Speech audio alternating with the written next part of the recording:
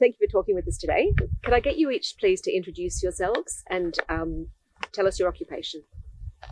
I'm Milusa Giles, and I'm a flower grower. I'm Kevin Giles, and I'm also a flower grower, primary producer. First up, can you tell me how you came to live in Sarsfield? We came to live in Sarsfield in 1993 when we purchased another business in East Gippsland, in Breuthen. And Kevin and I have done lots of businesses around East Gippsland, around Bairnsdale and Breuthen. And then we decided that we wanted to work for ourselves, but in a different format, not have a shop in town or a business where we had to pay rent.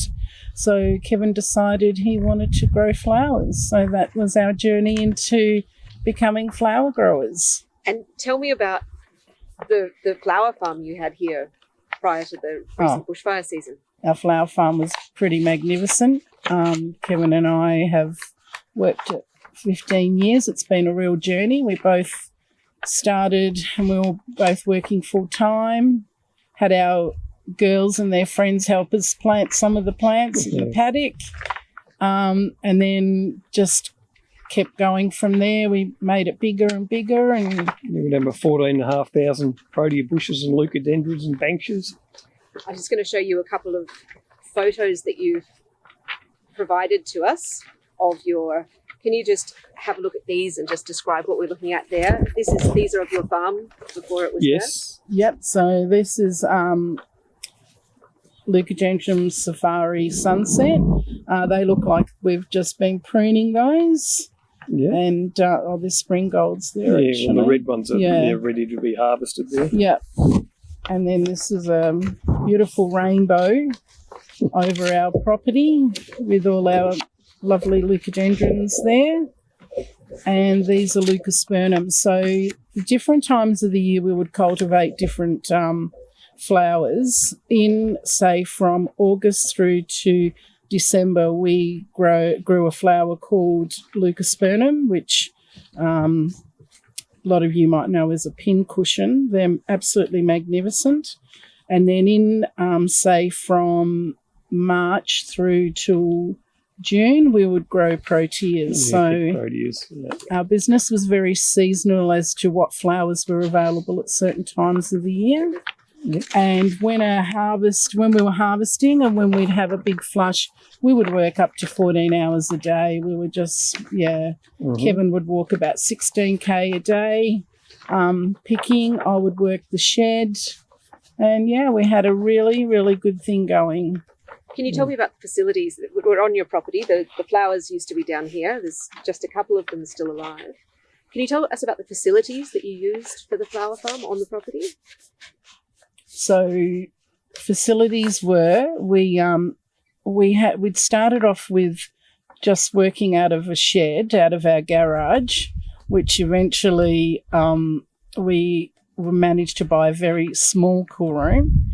And then just prior to the fires, we had put this fantastic, massive cool room that we've always been wanting. 5 by 6 metre cool room. Yeah. And 3 weeks prior to the fires, we had it completed, and I didn't even get to insure it. And it's gone in the fires. But we actually have had 4 employees here on the farm, 2 pickers and 2 florists. We had vehicles that would drive into the paddock, pick and bring them into the shed, and we'd all work the shed together. And we were really busy. We sent product to Melbourne. We sent product locally. And the employees are people in your local community? Yes. Yes. Yes. Very much so. They were all mums.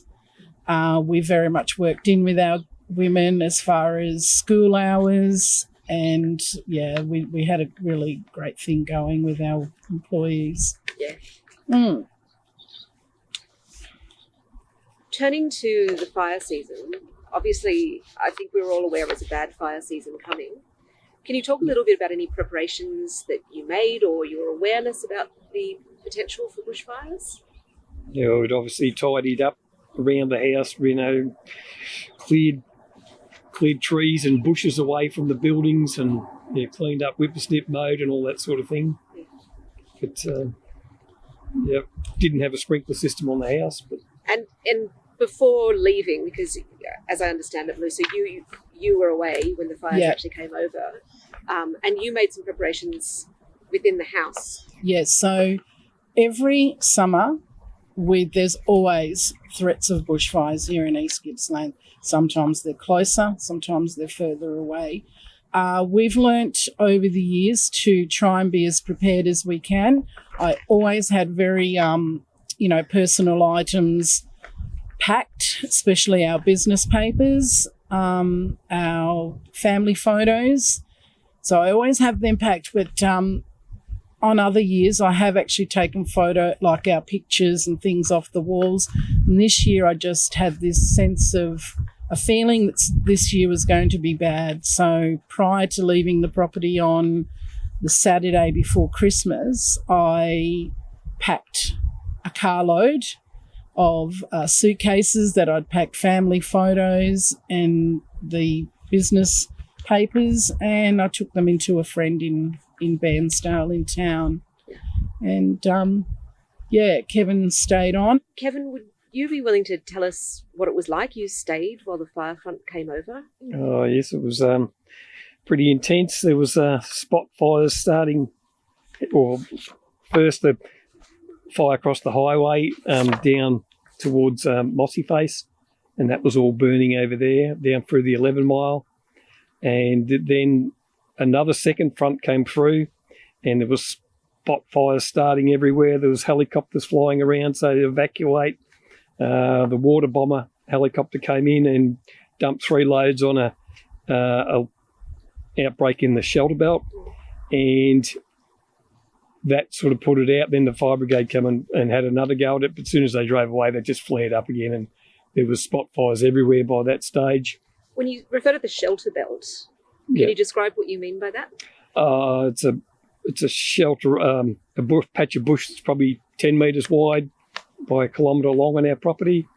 It's just full of native vegetation and trees, and that kangaroos divides and our wombats property to the neighbour's property. Yeah. So then the fire front come through just after dark. No helicopters flying then, obviously, so they can't fly in the dark. And flames were 10 metres, flames and embers 10 metres high, coming from the northwest across the highway. And I was just trying to put the fire out with a hose and fire trailer, which went out quite easily around the house on the lawn. There was like a English box garden in the front, which took a bit more effort to get that out. We got that out, and then I come round to the back of the house. That was all out round there, and got up into an eave in the back of the house, and run out of water and run out of power. I jackknifed my trailer in the smoke because it was that thick you couldn't see a thing. Smashed the fitting out of there, so I had no water left. So I was out of action. So then went in, rang Milusa on the phone, said, "What would you want me to grab out of the house?" Because it only just caught fire. So I was in the house just trying to grab a few bits and pieces that we might try and save. And you got a bit burnt? Yes, my shirt was on fire, so I got a burn on my arm. Luckily, it wasn't 3rd degree, so I didn't have to have a skin graft or anything. It was just a trip to the Alfred Hospital, and the burns nurse there. They're prodding around in there with a scalpel and whatnot. They said that should grow back, and they were right. So so that. But you've recovered from that. Recovered from that, yep. Yeah. So, and then obviously the fire front went through, and there was all the trees were on fire. The big East Gippsland grey gums were on fire. Limbs crashing out of those, and embers everywhere. And then there's gas cylinders, fridges exploding all over the district, everywhere. It was like a war zone. It was just unbelievable. Yeah. So, Thank you. Can you tell us what the damage was on your property? You lost the house completely. Yep. That was over behind us. Yeah, lost the house. Gone completely. Yeah, gone completely. Yep. But the fire brigade did turn up, but they turned up and said, well, it was half burnt at that stage, and they said, we haven't got enough water to put that out. So I said, would you like a cool drink? And they went on their way. I stayed here with the pets. I had them in the car. So, yeah, we lost the house, the hay shed, 2 tractors, and a machinery shed. I had a boat in there. The trailer was still there, and the aluminium boat and the motor, you couldn't even see where it was. It just run out the back of the shed. I'm just going to pass you a couple of photos of your pool room. Oh, yeah, we lost. I'm just talking through these. Oh, righto, yes, we lost our big new 6 by 5 metre cool room. And there's a photo there of what it looked like before you left for Christmas. Yeah, pretty spectacular. $38,000 cool room to Yeah. store all our flowers in, up in smoke. And that was burnt out before the house even caught on fire. It was just, Milusa said, go in and get some water out of the cool room. We went through the door and it was already burnt and gone before the house even caught on fire. So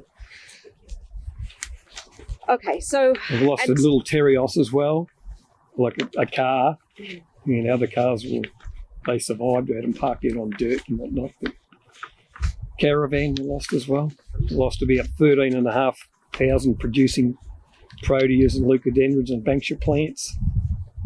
Lost all our fencing. All the fencing. Lost some 5 sheep. The cows all got away okay, but a few scorched sheep we had to destroy. So I'm just going to pass to you a couple of photos that you provided earlier. This is the first one. If you could just describe, is some of the plants that have come out. That's my producing protea bushes. What's left of them.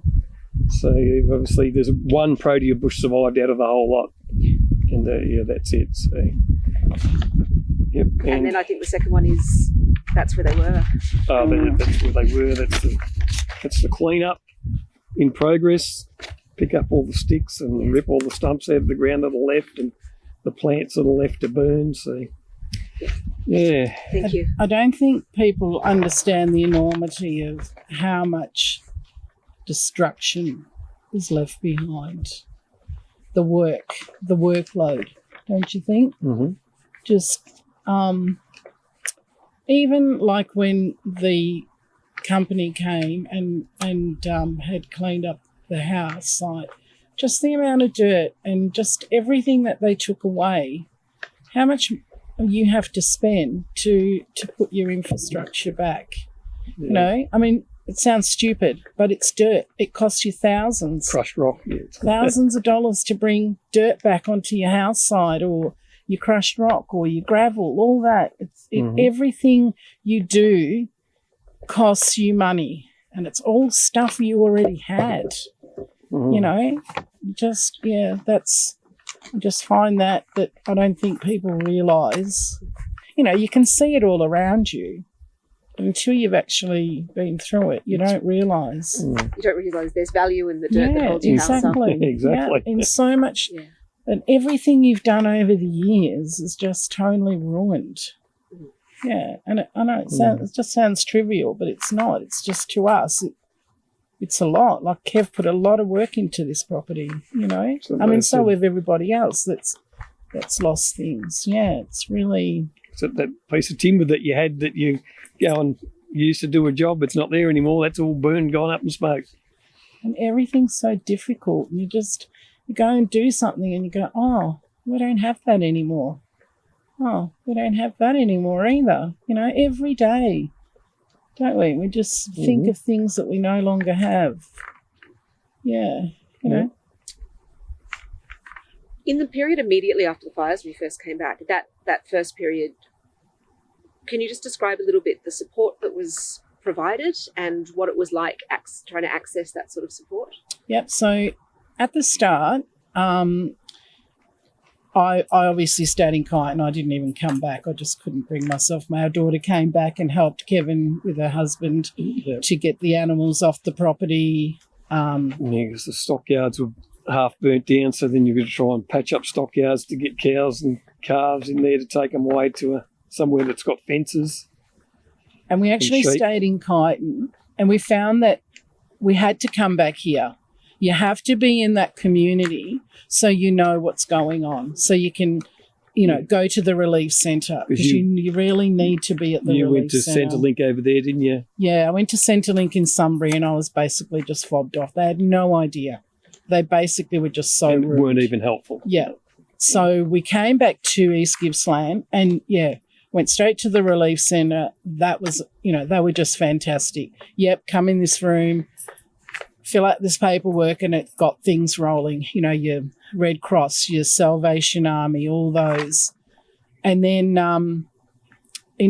about 2 weeks after that, we went to see the Services Australia. They brought a special van into the town, and people that had lost, whose jobs were affected or had lost their businesses were to go there, and you registered with Services Australia. And they were a specialist team to deal with bushfire victims, and they were really good. Yeah, they were amazing. In Bairnsdale and Domain, yeah. So we didn't go to the normal regional office in Bairnsdale. They brought a specialist team in a truck. And was that helpful? That was amazing. They were terrific, yeah, really good. They were great. Yeah. But then after that, that all went skewiff. So after that, they said that they would ring me, someone would ring me, and we would start the process of getting onto the 13-week grant that was offered for anyone that was affected or lost their job. Well, that may be the case if you're a 9-to-5 worker and you have and you're just earning an income, but it's not the case for business people. We had to jump hoops like you wouldn't believe. I actually had 2 people from Services Australia ring me at the same time asking me for 2 different things. The right hand did not know what the left hand was doing. And that night, as I drove back from Bairnsdale to here, I thought, I can't cope with this. I can't do this. This is getting so stupid. All these things they're asking me, I'm saying to them, you cannot take a business like this, which is a seasonal business. You have your highs, you have your lows. You need to I have to work out my finances for the year to make sure that I can carry through my employees for the year. I can't just pluck a figure out of, thin air. So we had to go and see the accountant time after time. One person was asking for this, another person was asking for that. So anyway, in the end, I rang Darren Chester's office because I just said, I can't do this. I cannot keep dealing with these people that don't understand what I'm saying.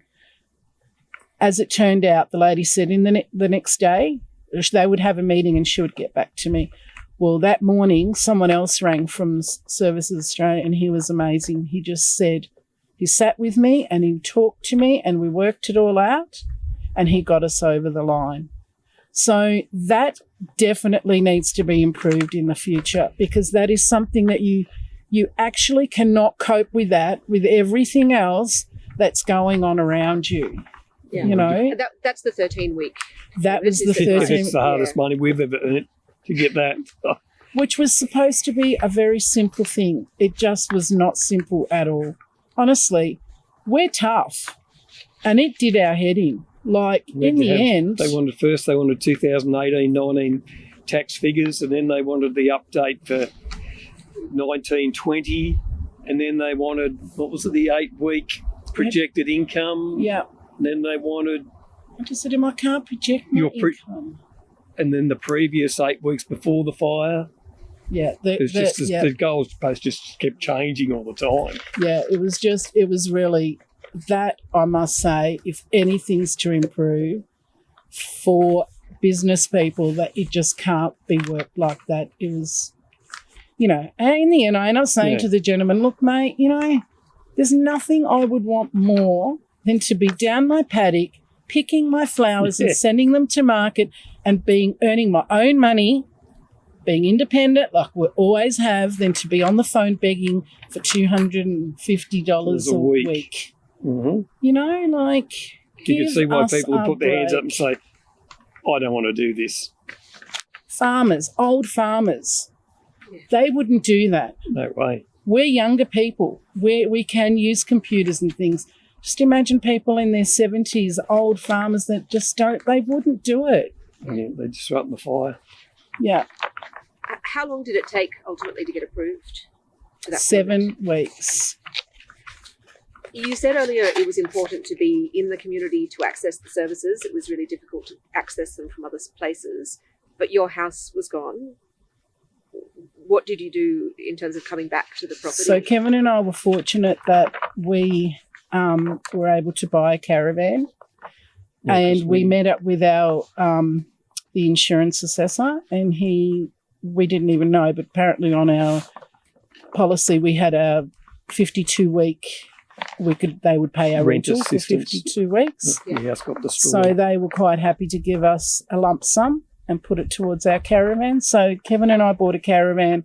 We always intended to buy a caravan. We're very independent. We didn't want to not live on the property. We wanted to come back here.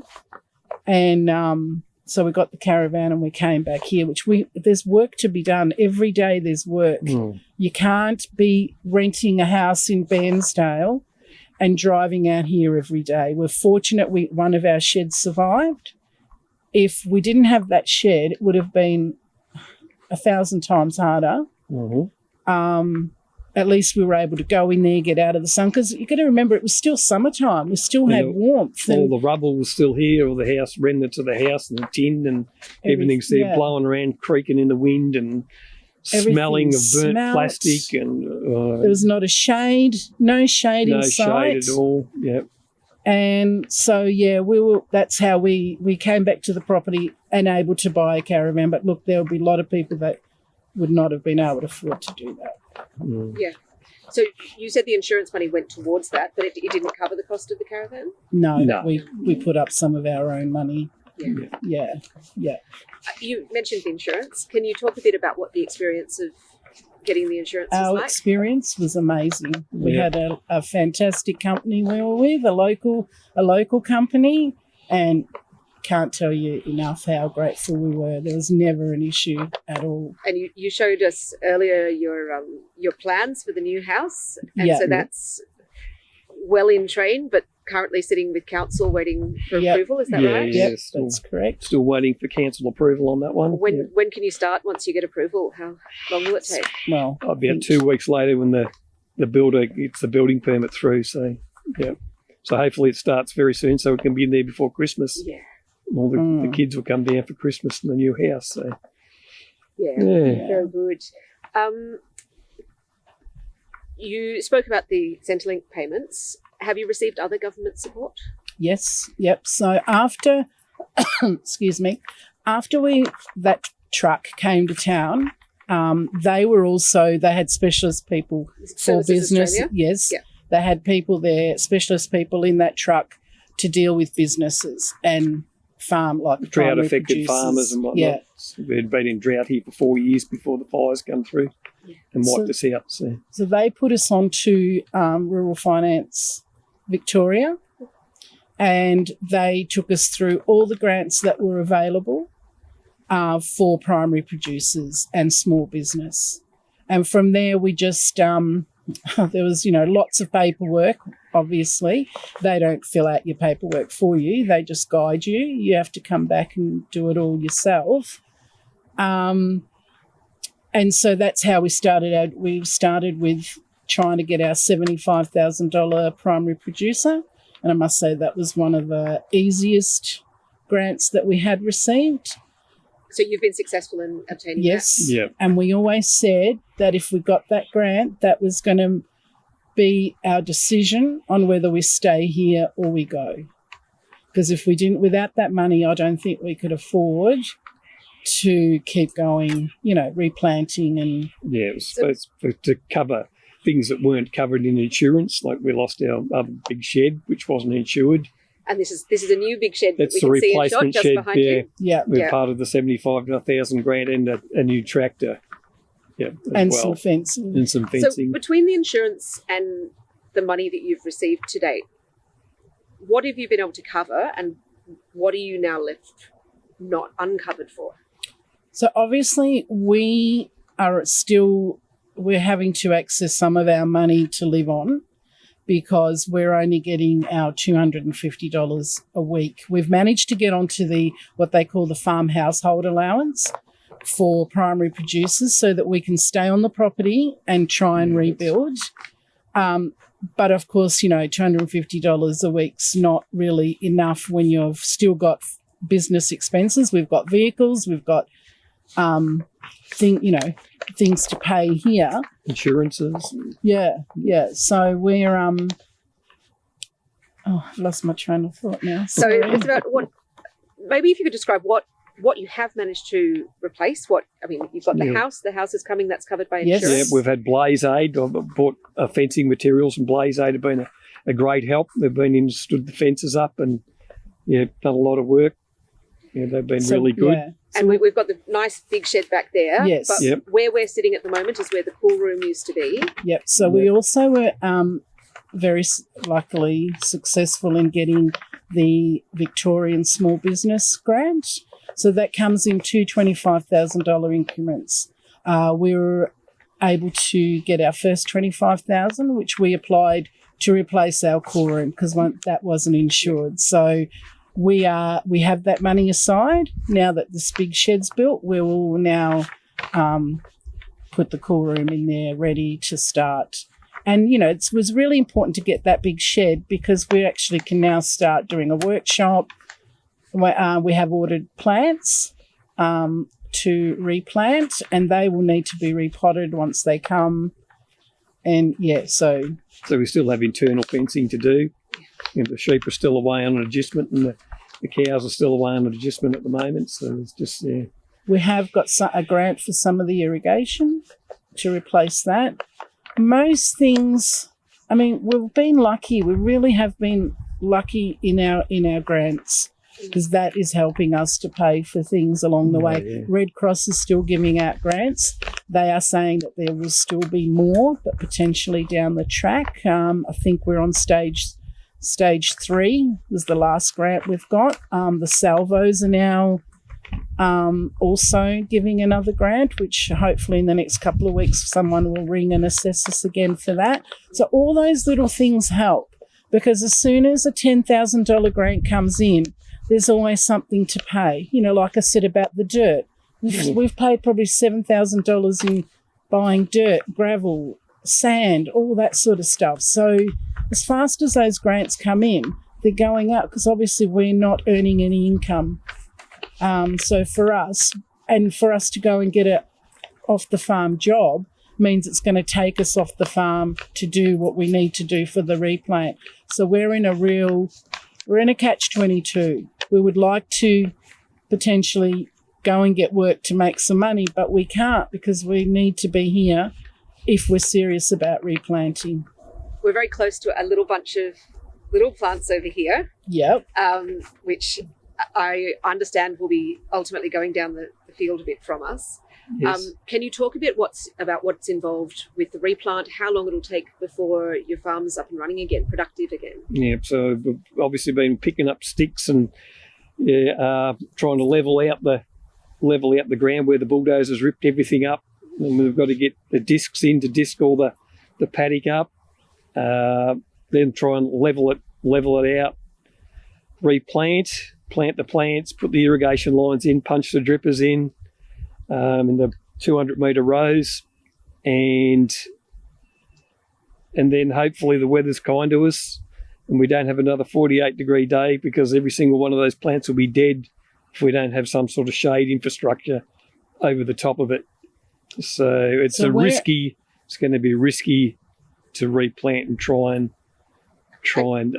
get the business up and going because of the changing climate. So.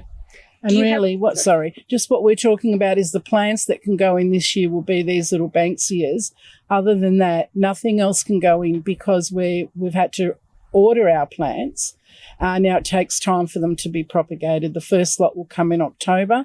The next lot will come in April, but they will only come as little seedlings and they will need to be then planted on. So we're not talking about potentially putting the majority of our plants in until next year and down late next year. And later than that, because some Banksias have got to be grown from seed yet and they won't be able to be planted for 18 months or more. And it's then, 5 years until they can be picked? Yes. 3 to 5 years. You might get a couple of blooms after 3 years, but then 5 years it starts to starts to get into production. All of that work, do you have funding to cover the cost of No, working the field, buying the seedlings? no insurance.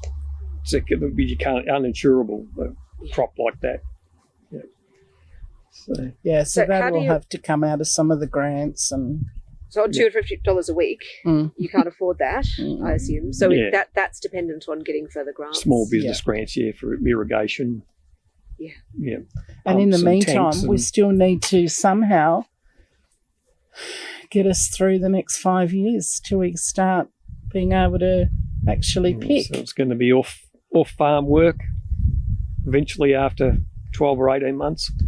Yep. To try and keep our heads above water. And obviously, Kevin, we started that 15 years ago. We're a lot younger now. This year, Kev's going to be 60. I'm going to be 58. It's a big task to go down there. We can't work like we used to. we were all set up and everything was ticking away nicely until we got wiped out. So. Mm-hmm. So you do have to question yourself, and we have questioned ourselves so much. Will we do this again? But we want to. It's a lifestyle we love, and we love our property, and we loved growing flowers. So we will give it a go, but it will be a challenge because just depends how the climate's going to be. We've spoken a lot about your farm. What do you know about how other people in the community are going? Are they getting the support that they need? Well, I think some people aren't. I know of a couple of people that are still struggling with their insurance companies, and potentially they're people that have been out working and they found it quite difficult to access things that were like grants and things that were happening because they were at work. They weren't able to take the time off. The grants and everything that you have to put in for takes a long time. It's a lot of work. And to work full time and try and apply for these grants, I could imagine it would be very hard. And I know that some people haven't been able to, or they've come in too late when things have shut down, or they haven't known about things and because they've had to be at work. There's a few things like bushfire cleanup. There's properties that people are not going to rebuild on. They're just not interested, not coming back. None of that's been prioritised for the people that want to rebuild. So the people that want to rebuild are still waiting to have their sites cleared up. While other sites have been cleared already. They've been cleared and people are just putting them on the market and selling them. So while other people are waiting, which could be obviously coordinated a bit better. Could be have a tick box on there saying, are you going to rebuild or are you likely to be rebuilt? Yeah. With the grants that are available, I'm conscious talking to people that some people have income coming from a variety of sources, and you guys, as I understand, your income was just from the farm. Yeah. Is that a factor, do you know, in terms of other people getting access to grants and funding? Well, obviously one of the other flower growers, her and I liaison quite a lot to make sure we're up with what grants are available. So she happens to know of one that I don't. But you've got to appreciate that this was such an overwhelming experience for East Gippsland. This has never happened here in this scale. Every service was overwhelmed from, the people that were there to help us. They'd never seen anything on such a scale. There was not enough caseworkers. They had to employ, hundreds of caseworkers to look after everyone. That all took time. Everything took time because it was such a big, overwhelming catastrophe.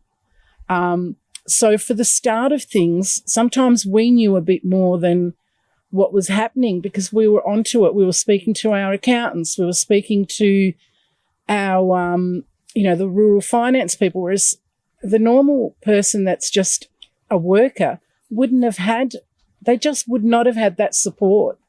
All the time. That's why, and that's why I feel that we're just that little bit luckier that we were able to, because we had people from, our accountants sending us emails.